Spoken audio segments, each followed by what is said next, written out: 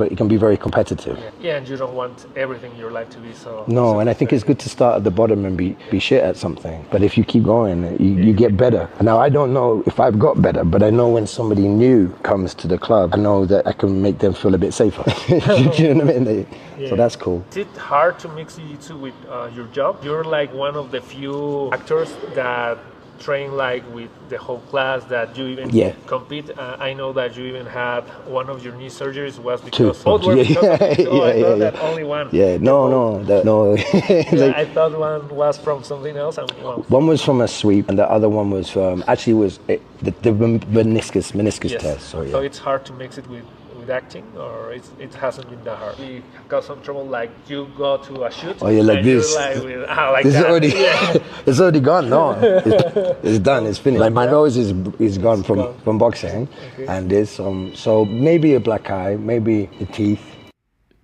A direct quote is he said, "I'm just a beginner. I'm trying to stay out of trouble." He uses this stuff as a grounding force, not as a part of building his image, right?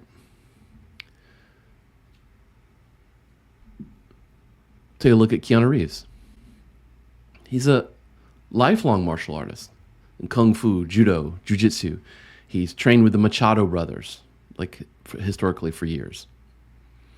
For movies dating back to The Matrix. He's even made his own movie about the Man of Tai Chi, where I think he funded that. He trains, like for John Wick, he's trained with Terran Tactical, which is a real world pro. You can find the video of him where he's doing the run, and he's really doing it. It's not performative, even though for him and for Hardy, I guess, it ultimately winds up being performative in the case of being in a movie. But that's their profession. It's not about telling you a story to make you follow them more or give them more money. Neither one of them, particularly Reeves, they don't preach masculinity, okay? He just respects the craft. And there's lots of really good stories about Reeves out in the way he moves in the world helping people.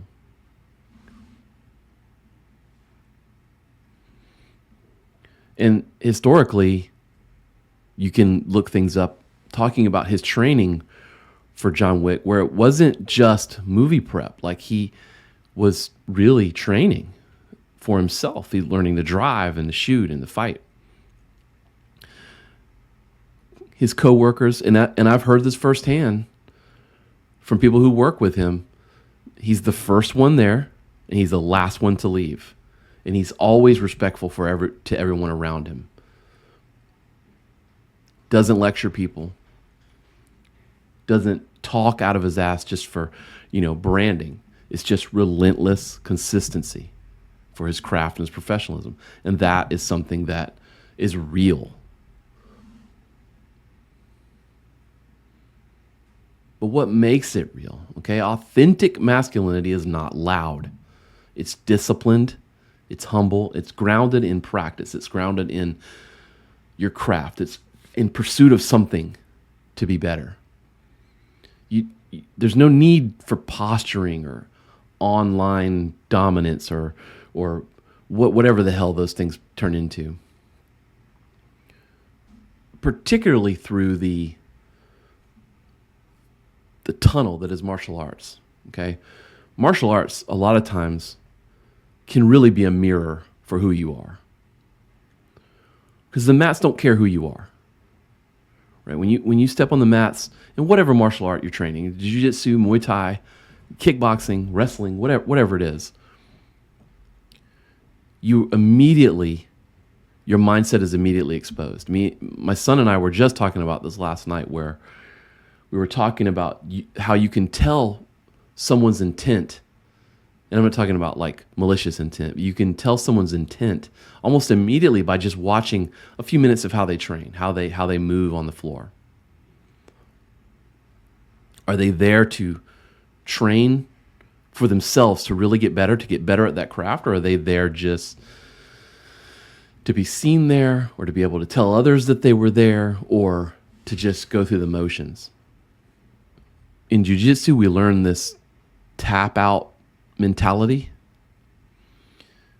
where you win. I mean, you win by gaining knowledge. You win by losing and learning. You win by shaving away that ego.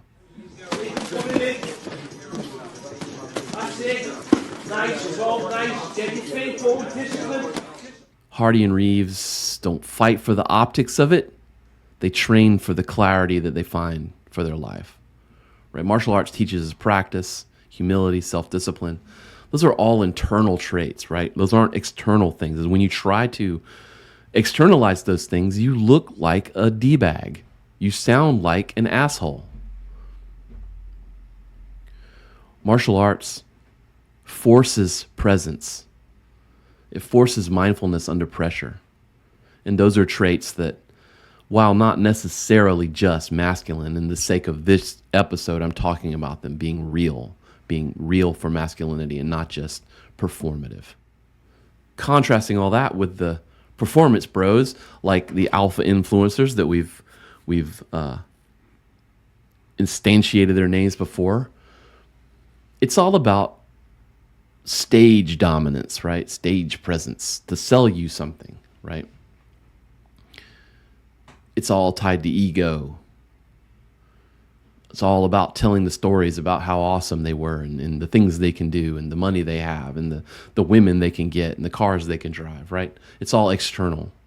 Look to the internal. Look to the things that people are doing, not what they're saying. Authentic masculinity is tied to purpose. Okay? Showing up for others in real ways.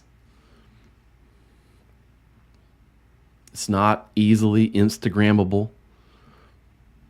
It's found in daily grinding, in daily life, and being there daily, right? You don't brand yourself as a man.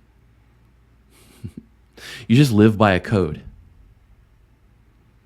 You don't need to preach strength if you're practicing strength. I gravitate to these two guys